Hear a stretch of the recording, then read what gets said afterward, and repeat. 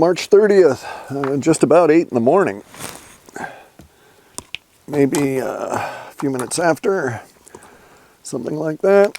It's cold. Got my hat in case I need it. We're still in chill mode up here in the Northwest. But at least for the day, no rain. It's a good deal. There's a lot of different things to do discussions on. Markets, all different kinds of stuff. I'm going to step through some things here because I've had some questions. We had a crack attempt on our server. It got in the email server. It was my own fault. I didn't apply the appropriate patches. It only got to the namespace, and it only they were only able to change some of my list names around. That was it. It was the only area that was unprotected. So no big deal. I had questions about the markets, and it's an issue of language. You have to understand that when we say that there's going to be collapse, crash, this kind of thing, doesn't mean everything stops thereafter, right? Just because the market collapses doesn't mean they don't try and pick it up and start it again the very next minute. And these days, so a lot of that's going to mean flash crashes. And so we're going to see a lot of those over the period of time from now through to the end of August. Basically crash and deflationary pressures that are going to cause black holes to try and suck up currency, which means that the central banks are going to continue to print currency.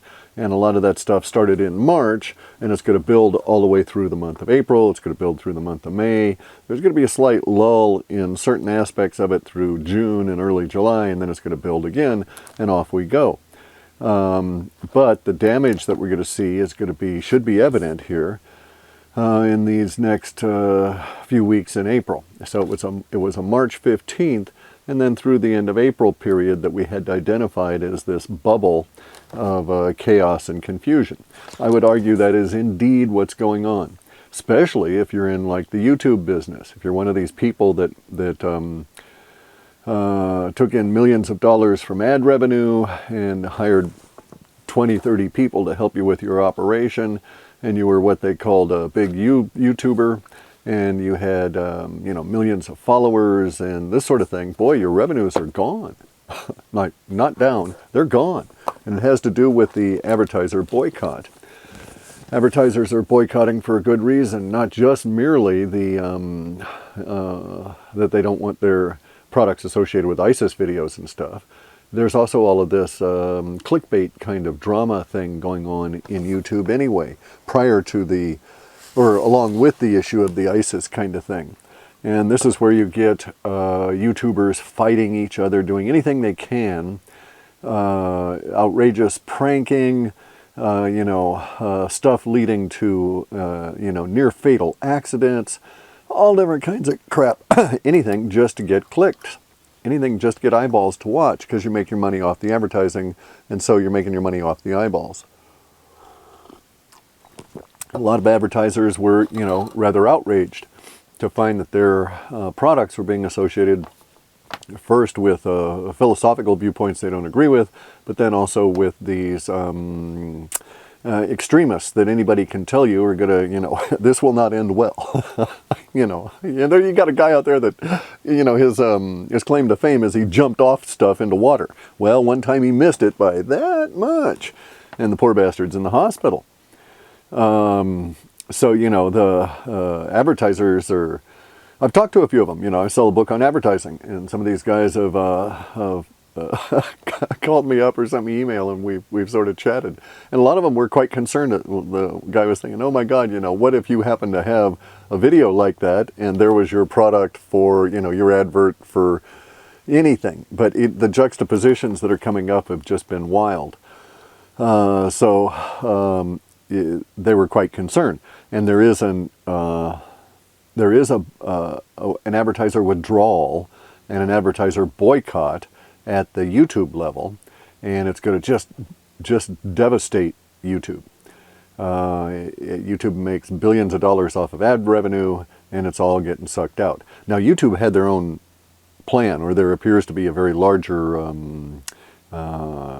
plan at work, which is to make YouTube TV on demand.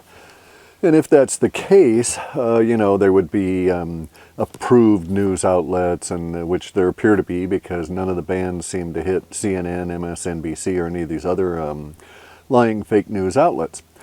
So they appear to be the favored children for the new YouTube TV on demand approach.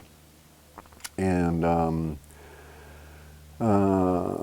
this really brings up another aspect of this that we should divert into. Okay, these people don't grasp that the innovation of YouTube is not YouTube TV on demand. It's not TV on demand. They're not going to be able to take the old broadcast media, move it over to YouTube, and have you consume it the same way that you used to consume TV, right? So they don't get, they've missed the whole concept of authentic and what makes something worth watching on YouTube. So CNN's going to puke on YouTube just like they're puking on broadcast. MSNBC, all of them. It's the same situation. They're not authentic at all in any of their propaganda media, and that isn't going to change just because they move over to YouTube. And the entertainment that they've been offering is propaganda, and it's not going to change either. So if we get to the situation where YouTube still sort of exists as it does now, you may find that they've got it, segregated, and where they say, okay, you know, over here is your approved news outlets, and these people can get advertising dollars associated with them, and so on. And anybody else, nope, you're over here. And anybody, you know, you can still go look, but we won't also show you in searches. So you'd have to figure out some way to find these people, because the YouTube search wouldn't put you over into this part of their area. Now, there's a lot of reasons for them to keep this area, because it's that base that, in essence, is the demand pull for all of YouTube itself. And so YouTube's got some serious problems. Their billions of dollars of revenue are gone. And that's because the advertisers cannot stand what's going on and can't figure out how to deal with it. Plus, it's also got to be stated, a lot of the advertisers don't know how to make social media work for them. This is like Procter & Gamble and Facebook. So, and you know, it can work really well. You can get huge levels of conversion, but it is not. The internet is just simply not broadcast media. You don't work it that way. You shouldn't have any of the same paradigms. You shouldn't even approach things the same way. You know, and I threw a lot of these concepts out. I wrote a little book about some of those things that I was able to make work. I was getting 82% conversion rates. And that was on, admittedly, that was on tweet engagements, but that led to a return on investment of something like 5,000%. And the metrics, I love being able to track and see that, oh, this campaign isn't working and I'd better tweak that. And you do it in 13 minutes into the ad campaign. You know, it's not like you got to go months and then get hit by a giant bill and say, oh my God, that didn't work.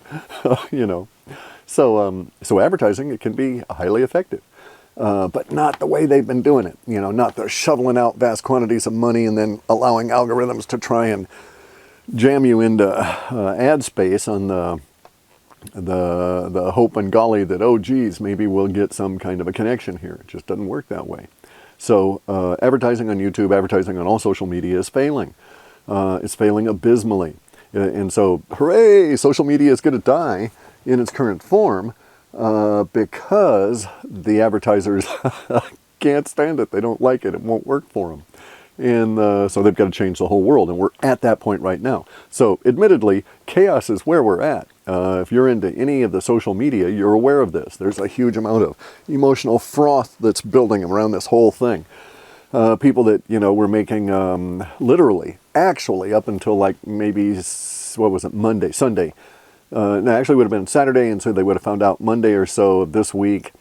So let's say the 27th, it would have happened, say the 26th through today, through the 30th, and they will start getting their stats off of their ad revenue things, and they'll see that it's gone. They don't have any. Now me, I don't care. I never had any to begin with. I didn't like advertising. It was a pain in the butt. You got to go in extra steps. All I really wanted to do was to get the stuff up there. And to be honest, I don't make my money that way, right? I make money selling the reports, providing value and that sort of thing, not doing advertising. Now it is true, I did do a commercial for a friend of mine, Jerry Durand at Durand Interstellar. Interstellar.com. He's the guy with the structured water chalices, which I've got one in the motorhome too, by the way, but it's just over there. And I'll probably end up making another commercial for him and a friend of his out of Australia. As a rule, advertising, it's like, it's just a pain in the ass. They're fun to do, the commercials and that sort of thing, but to actually have to manage ad campaigns, and it gets to be work. I got enough work. I don't need any more of that shit. And especially with social media, you have to have a different kind of a paradigm in order for the thing to actually work for you as an advertiser. Anyway, so social media and its advertising are dying. It's going to be just fantastic to see what emerges. There's huge amounts of money in it. This has been proven, so it'll take it a long time to actually fall over dead, right? Simply because the people will keep trying to resurrect it, trying to figure out ways to get around some of these objections, trying to solve the problems that exist now, as within any new media. And under the circumstances, fantastic time to just be observant and watch all of this. Just the opportunity to see the chaos develop around you and see how people react to it.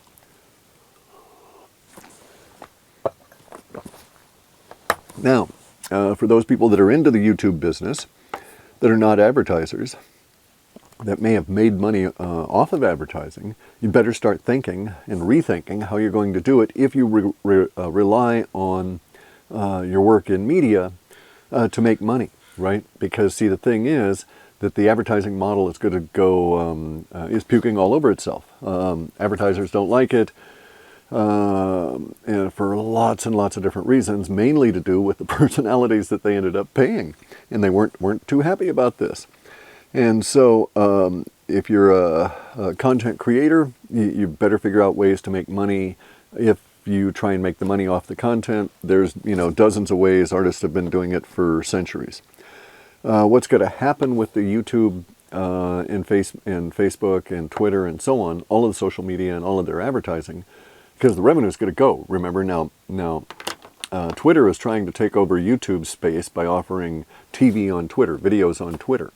And Facebook is basically, at least 60%. Well, let's say I don't deal with Facebook at all, but let's just say that those few times I've seen the screens, there's always a video at least in those little timeline strips. So I suspect that it's gotten to be heavily video dominated anyway. And so under the circumstances, these other media were trying to figure out, these other platforms were trying to figure out where the hell to go with their advertising structure and how to make it work. And you have a lot of the advertisers that say, never, never, never, never give creative people money. and this is what we have happen. There were people trying to game the system. They would create drama just to get the clicks. Therefore, because they drew such huge audiences and had, millions of followers and so on, they got more dollars per view, causing more higher dollar per view or higher pennies per view bids for the ads on their sites, and so they just figured out how to game it. And it's true, if you leave anything in place long enough in a static fashion, people will figure out ways to game it. They're lazy bastards, but they've got very inventive minds, especially when it comes to that sort of thing. And they, as the Brits say, everybody's on the fiddle. And so I can tweak that so I can sit here and have an extra cup of tea and not have to work so hard. Any shadows or whatever, it's the crows flying around. They've come and gotten some food here. Anyway, so the advertisers are in deep, but it's going to alter social media as we go forward. People that are advertising or that make their money on social media better start coming up with plan B really quick, because we're not going back to plan A. It can't happen. We will have the advertising come back, but not in any way that is going to be like what we've got now. It won't be this Wild West free-for-all kind of thing. And I think that's it for this particular one. But you've got tens of thousands of creators out there whose revenues have been just walked right off. And it has to do with the advertisers legitimately not wanting algorithms placing linguistically. The language should, YouTube, when they bring these things in, when they allow the uploads,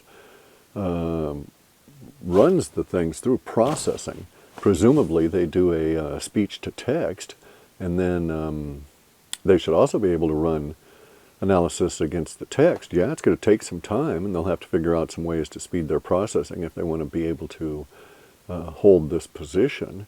But they should be able linguistically just to process through, extract more than synopsis, throw it into a database, attach it, and then have all of the words relative to that particular video.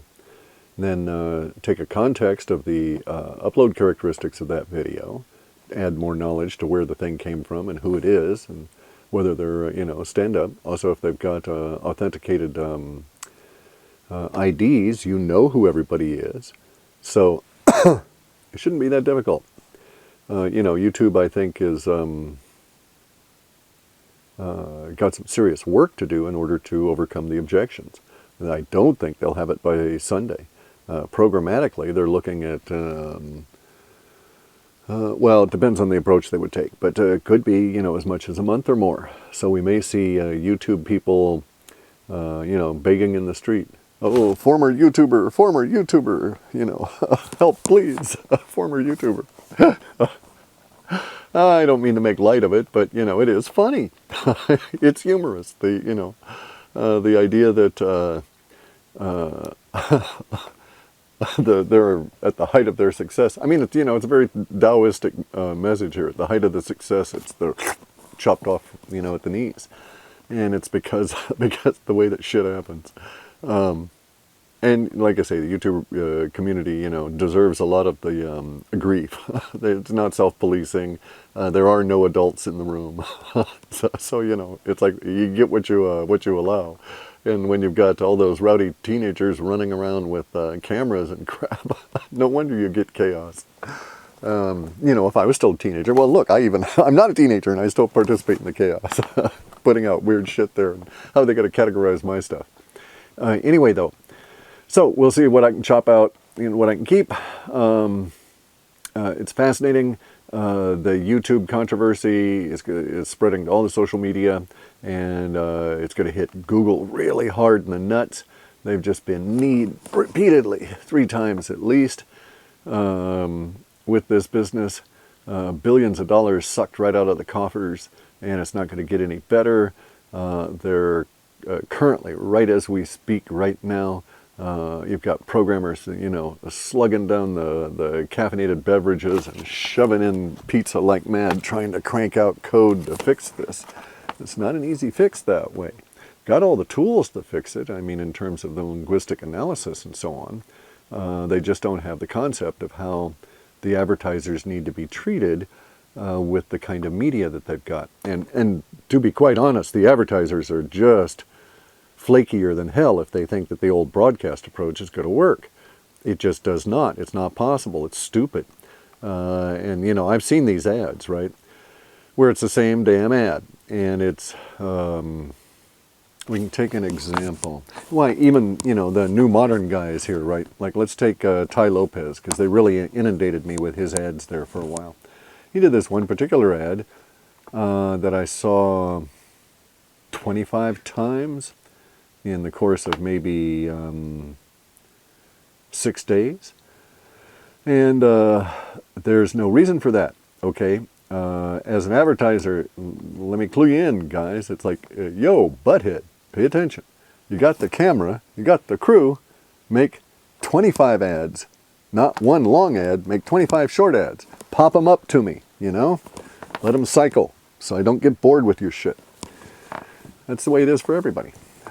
So we've got the capability. It costs you less probably to create the 25 popcorn ads than it does to create the one that's as long as the same 25. And I'm quite certain you can get your message across in the same, in the 25 popcorn ads. But in any, and that, it adds all kinds of stuff to your advertising campaign to take that approach. But my point is not to have a lecture on how to advertise, you assholes. Get it right. Okay. So, I've got real work to do. I've got to go get to the trimaran. I've got to try some more welding. And I'm going to get off my advertiser rant here. Really pisses me off, though, because I was doing really well selling, you know, getting my ad rates up, my conversion rates. Even on direct response to sales off of Twitter ads. It's like that was phenomenal. I think I got like 19% off of that. Only like 11 or so off of Google. And Google was more expensive, there's no question. Less return, more expensive. So I didn't favor them so much, concentrated on Twitter. Twitter is also real time. It makes a big difference in how you treat these media. Facebook is like, well, it's like their walls, okay? Look at the metaphors that the various media are using here. They have the timelines, but no, none of them are timelines except for Twitter, because the stuff is short, brief, and it scrolls off. True, the same sort of thing seems to happen within Facebook, but you can go and retrieve it all, and it's all a little bit more static, and it's a wall. It's emails left tacked up to a wall. So, you know, the metaphors themselves tell you something about the different media and how to use that particular kind of a platform. You know, as an advertiser, you've got to be a little bit more creative than making your little 3x5 card, putting your push pin into it, and sticking it on the wall at the local food co-op. You got to do more than that if you want to get the sales. And that's the old broadcast approach, on the theory that people would go and see it. It just doesn't do well within the social media. And it's even worse when your particular 3x5 card is pegged up to a wall and you don't know who the hell's wall it is and what else your 3x5 card is competing with. And I get that. I really understand that. That's on their part, on the platform's part. It shouldn't be that difficult. It's a technical issue. Okay, we're off of this.